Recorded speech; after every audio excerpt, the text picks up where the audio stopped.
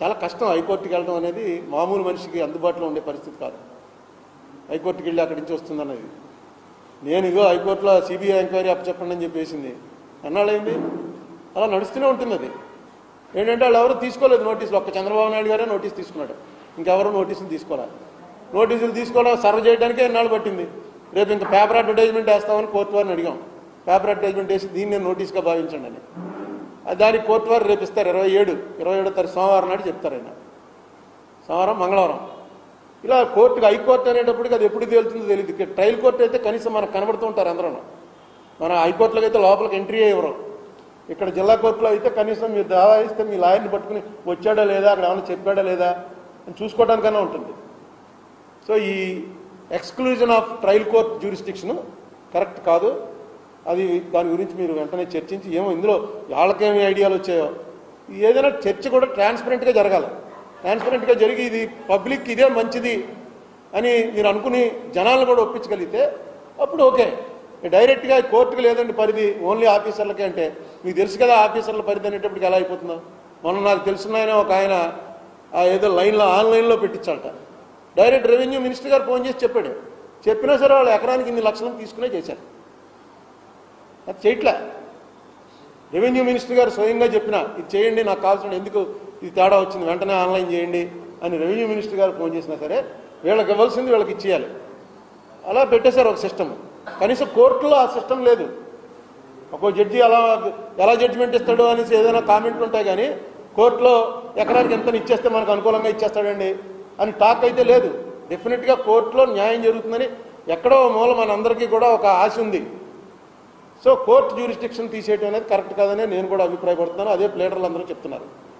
Check and balance ఉండాలి. ఆ check and balance ఎప్పుడైతే లేదో, ఆ బ్యాలెన్స్ తప్పినప్పుడు ఒకటే డిపార్ట్మెంట్ వీళ్ళదే సర్వాధికారాలు అన్నప్పుడు పరిస్థితి ఇలా వస్తుంది. ఇది తర్వాత ఇంకొకటి, ఇంకా ఈ ఇష్యూ వదిలేస్తే 150 మంది పార్లమెంట్ సభ్యుల్ని సస్పెండ్ చేశారు. చాలా విచిత్రం అనమాట. ఏంటంటే ఎవడైతే పాస్ ఇచ్చాడో వాడిని ఏమి అసలు అడగలేదు ఇప్పటివరకు పిలిచి.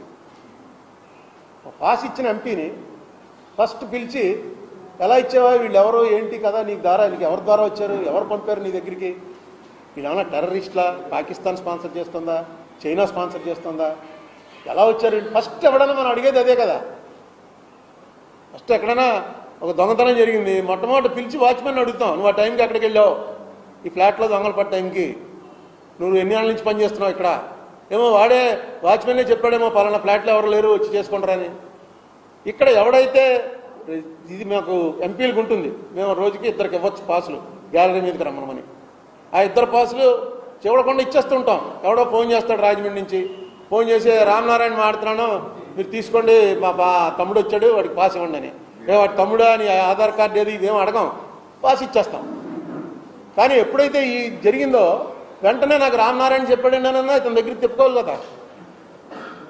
ఇతను పిలిచి అసలు పాస్ ఇచ్చిన వాళ్ళని అడగకపోతే ఎందుకు, అది ఏంటిది ల్యాప్సెస్ ఏంటని చెప్పి అన్న వాళ్ళని సస్పెండ్ చేశారు. సస్పెండ్ చేసి బయటికి పంపించేశారు. ఇంతమందిని సస్పెండ్ చేయడం నేను ఎప్పుడు చూడాలి. నేను 7-8 సార్లు సస్పెండ్ అయ్యాను ఆంధ్ర గొడవల్లో. కానీ ఎప్పుడు మేము గల్లోకి వెళ్ళారని సస్పెండ్ చేసేవారు, బయటికి వెళ్ళడం అది కూడా ఆ వీక్ దాకా. ఇది మొత్తం ఈ సమావేశాలు అయ్యే వరకు సస్పెండ్ చేశారు. ఇది ఒక ఏంటంటే ఎటు వెళ్తుందంటే ఇది నియంతృత్వం వైపు వెళ్తుంది. దీన్ని సరిగ్గా ట్యాకిల్ చేయాల్సిన అవసరం ఉంది. బీజేపీకి ఎన్ని సీట్లు వచ్చాయని కాదు, బీజేపీ డెమోక్రసీ ఫాలో అవుతుందా లేదా, డెమోక్రటిక్ వాల్యూస్ వదిలేస్తే ఇంకెందుకు, ఇంకా పార్లమెంట్ ఎందుకు, పార్లమెంట్లో కూర్చోవడం ఎందుకు. అసలు యాజ్ ఇట్ ఈజ్గా పార్లమెంట్లోనూ చర్చ లేదు, అసెంబ్లీలోనూ చర్చ లేదు. నిన్న మొన్న తెలంగాణ అసెంబ్లీలో చర్చ చేస్తుంటే చాలా ఆనందం వేసింది. కూర్చున్నారు, వాళ్ళు సమాధానం చెప్పారు, వీళ్ళు ప్రశ్నలు వేశారు, వీళ్ళు ప్రశ్నలు వాళ్ళు వేసినప్పుడు వీళ్ళు చెప్పారు. కూల్గా జరుగుతోంది. కొంచెం హార్ష్ వర్డింగ్ వాడుకుని ఉండొచ్చు. ఎప్పుడు మనకి ఈ 10 ఏళ్లలో ఆంధ్రాలో ఈ చెప్పండి చంద్రబాబు 5 ఏళ్ళు, ఈ 4 ఏళ్ళు, ఈ 9 ఏళ్లలో అలా అసెంబ్లీ జరిగిన సెషనే లేదు. ఒక్కరోజు కూడా జరగాల. వాళ్ళు బాయ్కట్ చేస్తే వీళ్ళు మాట్లాడుకుంటారు, వీళ్ళు ప్రతిపక్షంలో ఉన్నప్పుడు సంవత్సరం బాయ్కట్ చేసి వీళ్ళు బయటకు వెళ్ళిపోయారు. ఈ అసెంబ్లీ ఎలక్షన్స్ వీళ్ళందరినీ ఎన్నుకోవడం, అసెంబ్లీలో పంపించడం, డబ్బు ఖర్చు పెట్టడం, చర్చ లేనప్పుడు ఇంకెందుకు. అదే జరుగుతుంది. దురదృష్టం అనమాట. తెలంగాణ మళ్ళీ మన ఉమ్మడి ఆంధ్రప్రదేశ్ ఉన్నప్పుడు ఎలా చూసేవాళ్ళం అలా తెలంగాణ అసెంబ్లీ లైవ్ ఇస్తుంటే కూర్చొని చూస్తున్నాం. ఎందుకంటే అందరూ తెలుసున్న మొహాలు కనబడుతున్నాయి, బాగా ఒకరికొకళ్ళు సమాధానాలు చెప్పుకుంటున్నారు, మాట్లాడుకుంటున్నారు. అటువంటి వాతావరణం రావాలి. మరి ఎందుకో దాని మీద పెద్ద